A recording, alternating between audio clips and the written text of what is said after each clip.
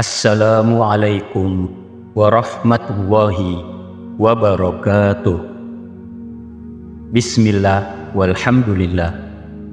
Assalatu wassalamu ala rasulillah wa ala alihi wa sahbihi wa mawala. Sahabat YouTube channel Zikir HZ yang dirahmati Allah Subhanahu wa ta'ala, sebelumnya saya doakan untuk sahabat semua yang sudah like dan subscribe channel ini, mudah-mudahan seluruh dosa-dosanya diampuni oleh Allah Subhanahu wa ta'ala. Mudah-mudahan rezekinya lancar, melimpah dan berkah. Seluruh hutang-hutangnya dibantu dilunasi oleh Allah Subhanahu wa ta'ala. Segala hajatnya, cita-citanya dan keinginannya terkabul. Dan bagi sahabat yang sedang sakit, mudah-mudahan penyakitnya segera diangkat oleh Allah Subhanahu wa ta'ala, segera diberikan kesembuhan oleh Allah Subhanahu wa ta'ala. Amin ya Allah ya Rabbal Alamin.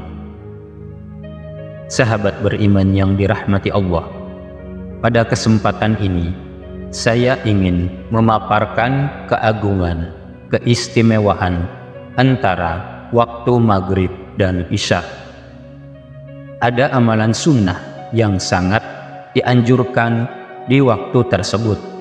Barang siapa yang mengamalkannya, niscaya mendapatkan rahmat Allah Subhanahu wa ta'ala, mendapatkan kasih sayang Allah Subhanahu wa ta'ala. Maka simaklah video ini hingga menit terakhir, insya Allah menjadi ilmu yang bermanfaat untuk kita semua. Sahabat beriman yang dirahmati Allah, keistimewaan antara waktu maghrib dan isya. Di antara sunnah yang sangat dianjurkan adalah menghabiskan waktu antara maghrib dan isya dengan beribadah, dengan sholat sunnah. Itu yang paling utama. Atau mempergunakannya dengan membaca Al-Quran, berzikir, membaca sholawat, membaca istighfar, bertasbih, bertahlil, dan sebagainya. Hadis Rasulullah Shallallahu Alaihi Wasallam yang diriwayatkan oleh At-Tabrani daripada Ammar bin Yasir radhiyallahu anhu, Rasulullah Shallallahu Alaihi Wasallam pernah sholat antara maghrib dan isya 6 rakaat. Diriwayatkan oleh Ibnu Mubarak bahwasanya Rasulullah Shallallahu Alaihi Wasallam bersabda yang artinya, barang siapa yang sanggup mengerjakan sholat antara maghrib dan isya, maka sesungguhnya sholat tersebut adalah bagian daripada sholat awabin. Makna dari awabin sendiri adalah orang yang suka bertaubat kepada Allah Subhanahu wa ta'ala. Al-Imam Hujjatul Islam Al-Ghazali menyebutkan di dalam kitabnya, yaitu Ihya Ulumuddin, melakukan sholat sunnah antara maghrib dan isya adalah sunnah yang sangat dikuatkan, sunnah muakkadah. Barang siapa yang mengerjakan sholat sesudah maghrib 6 rakaat, diampunkan Allah baginya akan semua dosa-dosanya, sekalipun dosa-dosanya sebanyak buih yang ada di lautan.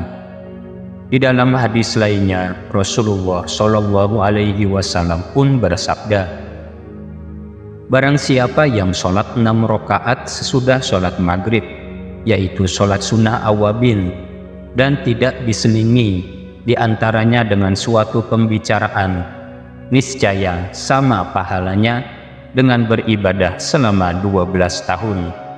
Sungguh wahai sahabat, di antara waktu yang istimewa untuk bermunajat, mendekatkan diri kepada Allah Subhanahu wa ta'ala adalah antara maghrib dan isya. Bukan hanya kelebihan yang besar pada sholat sunnah 6 rakaat, bahkan 2 rakaat saja mengerjakan sholat sunnah ba'da sholat maghrib mendapatkan keistimewaan yang sangat agung di sisi Allah Subhanahu wa Ta'ala. Hadis Rasulullah Shallallahu Alaihi Wasallam, barang siapa yang mengerjakan sholat hanya 2 rakaat sesudah sholat maghrib, maka diangkatlah sholatnya pada illiyin. Makna dari illiyin yaitu sesuatu atau tempat yang sangat mulia, berada di langit yang tinggi. Penjelasan yang panjang tentang kelebihan 2 rakaat, 4 rakaat hingga 6 rakaat, riwayat daripada Abu Bakar radhiyallahu anhu, Rasulullah Shallallahu Alaihi Wasallam bersabda, barang siapa yang sholat maghrib kemudian ia mengerjakan sesudahnya sholat sunnah 2 rakaat tanpa berkata-kata, niscaya Allah memberikan kediaman atau menyiapkan satu istana untuknya di dalam surga. Dan barang siapa mengerjakan sholat 4 rakaat sesudah sholat maghrib, kelebihannya ia seperti orang yang telah menunaikan satu ibadah haji. Maka jika mengerjakan 6 rakaat, diampunkan baginya oleh Allah Subhanahu wa Ta'ala dosanya selama 50 tahun. Waktu antara maghrib dan isya adalah waktu yang utama dan mulia.